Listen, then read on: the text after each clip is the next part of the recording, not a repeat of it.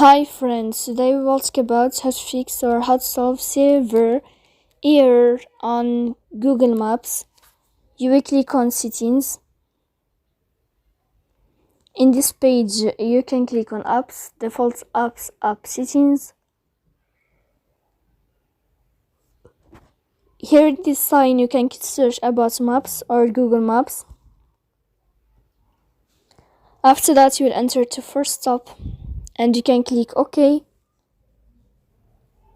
After that you will enter to storage. Here you can click clear cache, don't click clear data because that can delete your account. In the end you can go to Play Store, you can search about Google Maps and you can uninstall your app. Then you can uninstall it again, so please don't forget to support us, bell icon and subscribe. See you next time in another video.